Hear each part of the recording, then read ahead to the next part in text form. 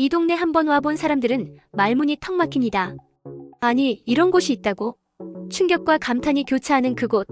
너무나도 아름답고 너무나도 멋진 풍경을 자랑하는데 문제는 사람이 없다는 겁니다. 여러분, 보통 동네 편의점에 사람이 얼마나 오나요? 강남, 홍대 같은 번화가는 1분에 여러 명씩 들락날락하죠. 일반적인 동네라면 10분에 몇 명은 옵니다. 그런데 이 동네는요? 1시간에 한두 명 올까 말까입니다. 네, 편의점이요. 그곳이 이렇게 썰렁합니다. 바로 시흥 거북섬입니다. 그리고 이 동네 입주율이 몇 %인지 아세요? 무려 13%. 오해하지 마세요. 공실률이 13%가 아니라 입주율이 13%입니다. 다시 말해 공실률이 87%라는 소리죠. 그냥 동네 자체가 텅텅 비었다고 보면 됩니다.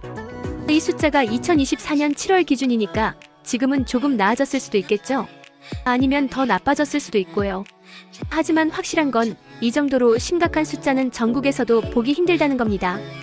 거북섬을 개발하는데 5,600억 원이 투입됐다고 하는데 수도권 외곽이라는 위치 탓인지 사람들이 찾지 않는 것 같아요.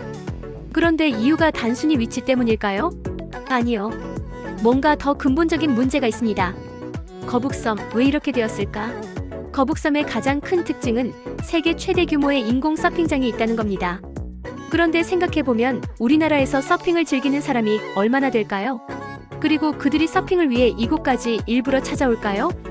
그걸 잘못 계산한 게 아닐까 싶습니다.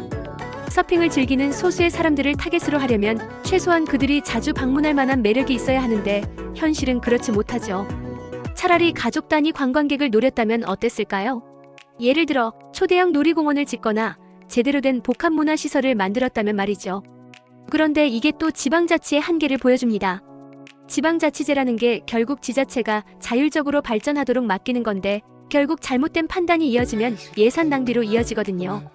시흥시는 거북섬을 관광과 먹거리의 메카로 만들겠다고 했습니다.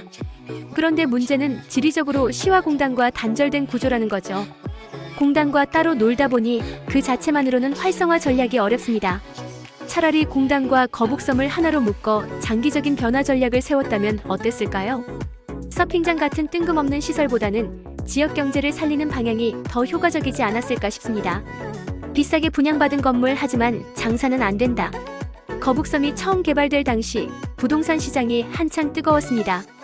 땅값이 오르니까 무조건 짓고 보자는 분위기였고 건설사는 당연히 돈을 벌었죠. 문제는 분양받은 사람들이었습니다. 비싸게 분양을 받았으니 그만큼 비싼 임대료를 받아야겠죠. 그런데 막상 세입자로 들어오려는 사람들은 부담스러운 임대료 때문에 쉽게 결정을 내리지 못합니다. 결국 상가는 있는데 상권이 없는 상황이 벌어진 겁니다. 이건 너무 뻔한 결과였습니다. 상권이 형성되려면 고정비가 낮아야 합니다. 그래야 가게들이 자리 잡고 상권이 활성화될 수 있죠.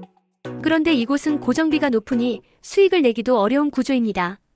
결국 장사할 사람이 없습니다. 그렇게 공동화 현상이 발생한 거죠. 서울이 아닌 이상 이렇게 만들면 실패할 수밖에. 사람들은 서울로 몰려가고 싶어 하지 지방이나 외곽으로 쉽게 내려가려 하지 않습니다. 그런데 서울에서도 멀리 떨어진 이곳에 관광객이 일부러 찾아올 만한 이유가 부족한 거죠. 게다가 시기가 참 안 좋았습니다. 2020년 코로나 시기에 개장을 했거든요. 그러다 보니 겨울철에는 유령도시 같은 분위기가 되어버렸습니다. 여름에는 그나마 사람이라도 좀 올까 싶었는데 가끔 열리는 행사나 이벤트 말고는 여전히 한산한 분위기입니다. 주변에 라이딩하는 사람들, 산책하는 사람들 정도는 있지만 이들이 소비를 하지 않는다는 게 문제죠.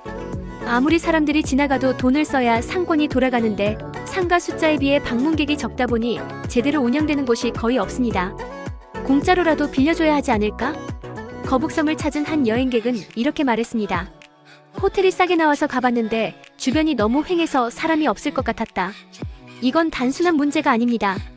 이 상태로 가면 계속 공실이 늘어날 수밖에 없죠. 그렇다면 방법은 하나뿐입니다. 차라리 일정 기간 동안 무상으로 제공하는 게 낫지 않을까요? 넷플릭스가 초반에 무료로 이용하게 해주다가 나중에 유료로 전환했듯이 처음에는 공실을 없애는 게 먼저입니다.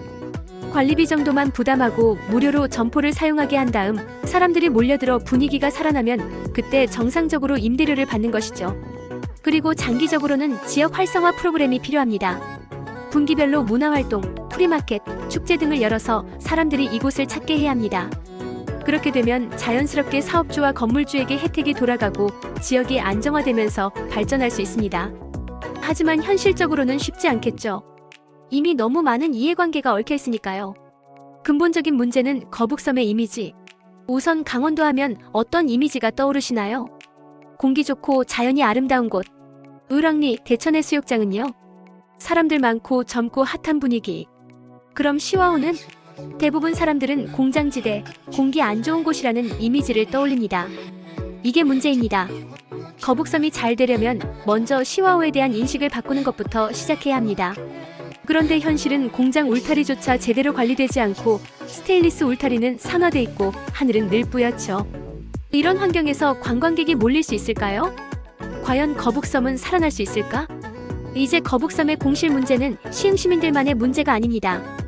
전국적으로도 알려진 상황이 됐죠. 시흥시는 이곳을 수도권 서해안 시대의 중심지로 만들겠다고 했지만 지금 상황을 보면 과연 가능할지 의문입니다. 거북섬이 공실률 87%가 아닌 입점률 87%를 찍는 그날이 올 수 있을까요? 많은 사람들이 궁금해하고 있습니다. 그날이 올지 아니면 계속해서 유령 도시로 남을지. 좋아요, 구독, 알림 설정 잊지 않으셨죠?